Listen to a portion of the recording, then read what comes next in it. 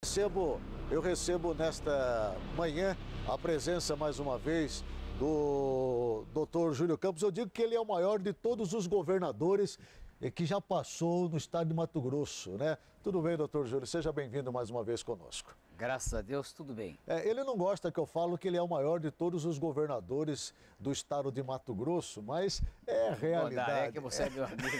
E os outros podem ficar enciumados. Mas não tem problema, a gente não tem problema com isso, não. Doutor Júlio, mas antes de nós entrarmos aí no assunto, hoje a sua cidade querida completa 150 anos de emancipação política. É verdade. Quem diria, hein? O nosso então presidente da província de Mato Grosso, brigadeiro José Vieira Couto Magalhães, logo após a Guerra do Paraguai, recebeu um grande número de prisioneiros e familiares de paraguaios que vieram de Corumbá. E ele, no sentido não de fazer um campo de concentração, mas de preservar com tranquilidade aquelas pessoas, que ele é um homem muito humanitário e de visão, ele abriu-se um local do outro lado do rio Cuiabá, aonde está hoje o Fiotão, a igreja, e fez um campo de refúgio para esses paraguaios. E dessa migração houve o nascimento do município de Várzea Grande. A cidade de Várzea Grande foi fundada lá. E com eles vieram também a imagem de Nossa Senhora da Guia, que é a padroeira de Várzea Grande. Quer dizer, resultado, com o casamento que foi tendo, namoro entre os paraguaios e as vazagrandenses nativas, constituiu-se a cidade que hoje, para orgulho de todos nós, principalmente meu, é a segunda maior cidade do estado de Mato Grosso, em termos de população, de renda, de eleitorado, de desenvolvimento econômico e social. Eu fico muito feliz de estar aqui. E eu sou um dos únicos prefeitos, só tem dois, que comparecemos ontem ao evento. Eu fui homenageado pela prefeita Lucimar para coroar a Nossa Senhora nessa festa de aniversário de cidade, que assisti o centenário de Várzea Grande, porque Sim. O centenário da Várzea Grande não era comemorado. Em 1967, foi a primeira vez a prefeita Sarita Baracate de Arruda, eleita em 1966 prefeito, resolveu assumir, preparar o 15 de maio. Pela primeira vez, há 50 anos atrás, né, houve o aniversário da cidade.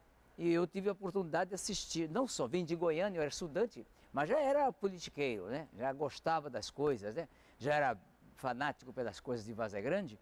Eu vim, participei daquele evento que foi com a presença do então governador de Mato Grosso, Dr. Pedro Pedrocian, que nesse dia inaugurou a iluminação de vapor a mercúrio na Couto Magalhães. Foi um sucesso. Bonita, né? Foi muito bonito. A Sarita fez o primeiro desfile, o primeiro baile a rigor da cidade, a primeira missa solene. Antes não tinha aniversário, né? Não tinha Não se comemorava. Embora o município já existisse desde 1948, né? Mas não se comemorava. E foi então uma data eu tive esse marcante. privilégio e fiz um discurso já naquela época na Câmara Municipal de Várzea Grande. O senhor se lembra quantos anos tinha, doutor Júlio? Eu acho que tinha 19 anos. 19 anos, né? 19 anos. 6 anos depois, ele se tornaria prefeito. o prefeito de Várzea Grande, o prefeito mais novo, mais jovem do Brasil. Foi, naquela época foi verdade.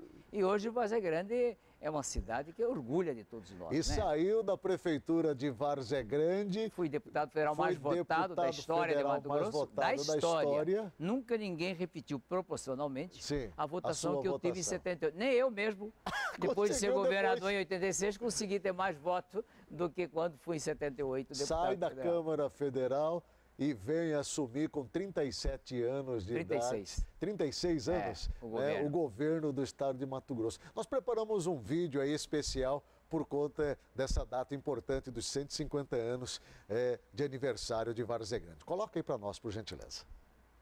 Vamos conhecer Várzea Grande, conhecida também como a cidade industrial.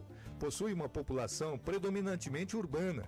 Está em conurbação com a capital Cuiabá, da qual separa-se apenas pelo rio, que empresta o seu nome à capital, o Rio Cuiabá.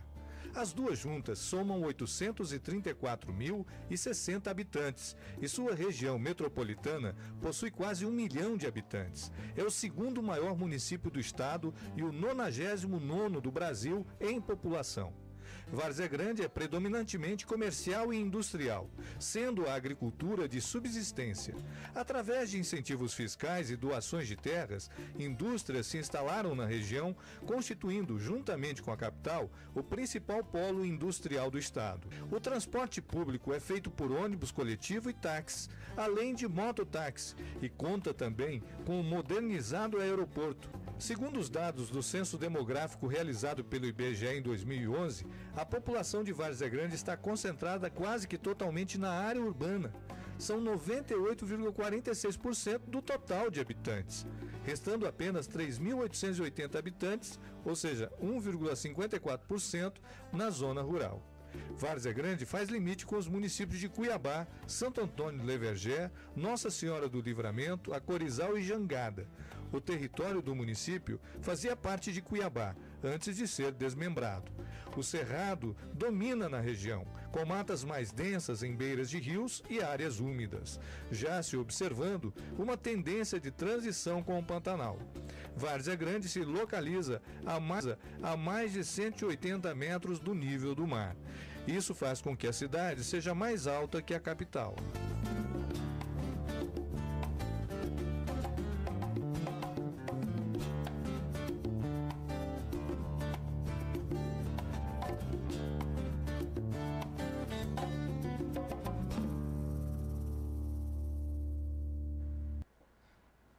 Doutor Júlio, eu acho que o senhor é uma das poucas pessoas que conhece Várzea Grande como Várzea Grande verdadeiramente é, em todos os seus cenários, em todas as suas vertentes. Ao passar todos esses anos, como é que o senhor enxerga Várzea Grande hoje, no ano de 2017, completando 150 anos? Várzea Grande é um município realmente que teve alguns ciclos. O primeiro deles começou quando, daquela pequena comunidade que era passagem apenas de quem ia para Poconé, para São Luís de Cáceres, para Livramento, que chamava São José dos Cocais, hoje é Nossa Senhora do Livramento, e Rosário Oeste, tudo passava por ali. E aí foi crescendo a cidade como um corredor, né? Uma saída, tanto que a Couto Magalhães era a única saída para o norte, para o oeste do estado. E veio a fase da Ponte Júlio Miller. A ponte ali na 15 de novembro com a Avenida da FEB. Quando Júlio Miller, interventor federal, construiu a ponte e encerrou o ciclo da balsa, que para a vinda a Várzea Grande, meu pai mesmo, meus bisavô, Benedito Paulo de Campos e Cândida Dionísio de Campos, eram leiteadores lá em Várzea Grande. E meu pai vinha vender o leite em Cuiabá, vinha de carroça até a beira do rio, aí atravessava de balsa e tinha outra carroça destelada aqui que ele saía distribuindo os leites naquela época à população e vendia mercadoria também, mandioca, banana, era um pequeno comerciante ambulante, né?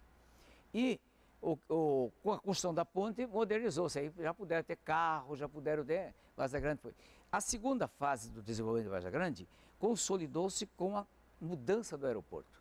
Na década de 50 e pouco, já quando o presidente Juscelino Kubitschek, atendendo a um pedido das lideranças políticas locais, entenderam de mudar para Várzea Grande, onde era mais alto, não tinha problema de espaço, fez um novo aeroporto. Isso consolidou, né? Levou o asfalto da Avenida FEB até o aeroporto Marechal Rondão. E depois o governador Ponce fez o asfalto da Couto Magalhães quando meu pai era prefeito. Meu pai era correligionário do Ponce de Arruda. E a luta pela emancipação de Várzea Grande foi muito forte, porque Cuiabá tinha muito ciúme. Por exemplo, eu quando nasci em 46, lá era terceiro distrito de Cuiabá. Nós não tinha Várzea Grande independente. Em 48 foi criado o município, em 49 foi instalada a primeira Câmara Municipal, do qual meu pai foi o vereador mais votado naquela época, o seu Júlio Domingos de Campos, e depois ele foi o segundo prefeito eleito daquele município. Aí assumiu o novo prefeito, nomeado pelo governador Arnaldo Estevão de Figueiredo, que sancionou a lei, e em seguida deu posse ao primeiro prefeito, Miguel Leite. E esse Miguel Leite, que era do nosso partido, o antigo partido PSD de meu pai, foi cassado. Essa história de cassação de mandato de Várzea Grande já vem desde o primeiro prefeito, não é novidade. Sim, Cassação de mandato, porque o Miguel Leite foi cassado num golpe que anularam uma urna lá, não sei, e terminou assumindo o Gonçalo Botelho. O que ocorre? Várzea Grande teve essa fase do aeroporto, depois veio a conurbação com Cuiabá, né? Passou a expansão. E eu, quando fui prefeito de Varza Grande, analisei friamente, já tinha curso superior, levei uma equipe muito boa, tive muito apoio do então governador José Pragelli, que me ajudou liberando técnicos da Secretaria de Planejamento para planejar a minha administração. Fizemos, Varza Grande não tem terra para ser agricultura. É um município pequeno, terra ruim, né? Qual saída para Varza Grande? Comércio e indústria. E lancei o projeto da política industrial, incentivando trazer indústrias. Tanto é que o município leva o nome de cidade industrial. Trouxemos a Sadia, a Coca-Cola, e aí deu o boom de Varza Grande. Varza Grande saiu de 20 mil habitantes para 40 mil habitantes em 4 anos. E hoje? Hoje, a perspectiva de Varza Grande teve uma fase muito ruim, nós sabemos. Sofreu um esvaziamento econômico muito sério. Com a posse do governador Dante de Oliveira, ele priorizou o Distrito Industrial de Cuiabá. E isso tirou, e com razão, né? Ele era ex-prefeito de Cuiabá, cuiabano, ele trouxe benefício aqui para Cuiabá. Aí veio em seguida do governador Dante, veio Blairo Maggi, que priorizou Rondonópolis e a região norte ali, a região dele, Lucas, Sapezal, sim, aquela região. Então, Varza Grande ficou durante 16 anos sem nenhum incentivo do governo estadual para levar indústria, comércio para lá.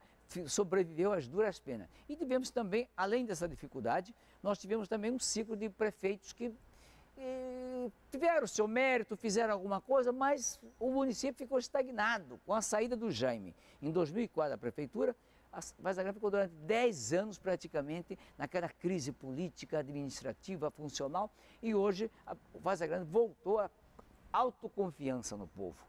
A população de Varza Grande sentiu na gestão da prefeita Lucimar, não é porque é minha cunhada, sim, não, mas o astral da população é outra, a cidade é outra, o dinheiro público está sendo bem investido, o retorno está sendo muito importante. Você vê, o próprio governador Pedro Taques tem dado muito apoio à gestão da prefeita Lucimar, o governo federal, hoje mesmo, ainda acabamos de vir agora, inaugurar um conjunto de 1.281 casas populares, que foi entregue para a população mais carente. Então está havendo uma perspectiva. Agora nós temos que replanejar Varza Grande para o futuro, porque está transformando Varza Grande, muita coisa, numa cidade dormitório, né? Muita pessoa, sabe quantas pessoas moram em Varza Grande que vêm trabalhar em Cuiabá diariamente?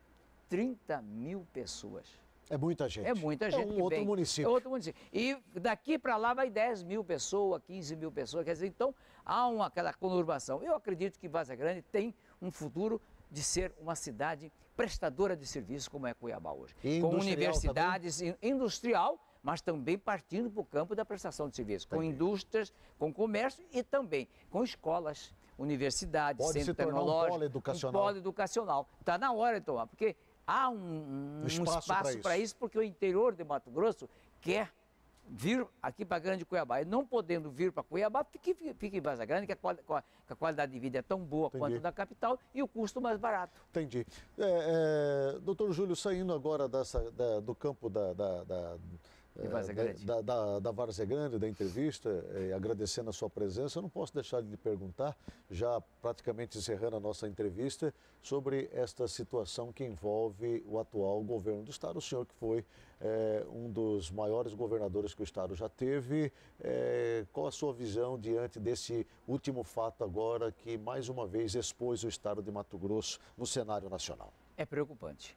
Não digo para você que eu acho que o assunto é muito mais sério do que está se pensando. É um assunto grave que o governador Pedro Taques e sua equipe de governo tem que tomar providências junto com, não só com o Ministério Público Estadual e a própria Assembleia Legislativa, porque essa denúncia de que havia espionagem, até de pessoas que não têm nada a ver com o governo também envolvido, né, que foi feito com a finalidade e foi desviado para outra, é um assunto polêmico que pode dar sérias consequências, não só na administração, como também na política estadual. Eu confio plenamente que, pela origem do governador Pedro Taques, de ser um homem proveniente do Ministério Público Federal, um homem ligado ao Judiciário, ele não está envolvido nos meandros desse assunto, mas que o governo tem que dar uma justificativa formal, séria, competente para a sociedade, tem. Né? Não pode ficar mais um fato que veio à opinião pública, trazido por uma potência da televisão brasileira, que é a Rede Globo, né? E ficar sem esclarecer. Por exemplo, A nós matéria, a matéria foi, ao seu ver, foi light, como diz o termo, né? Foi bem light, até foi bem contornada, né? Mas eu acho que a sociedade merece. Isso aí pode dar um desgaste maior. Isso né? pode interferir nas eleições de 2018? Olha, quando inicia um embrulho, um imbróglio desse tamanho, a gente sabe como inicia, mas não sabe como termina. Eu acredito que 2018 o processo ainda está muito incipiente, não sabemos no Brasil. Você perguntava ali, Júlio Campos, quem vai ser o sucessor de Temer?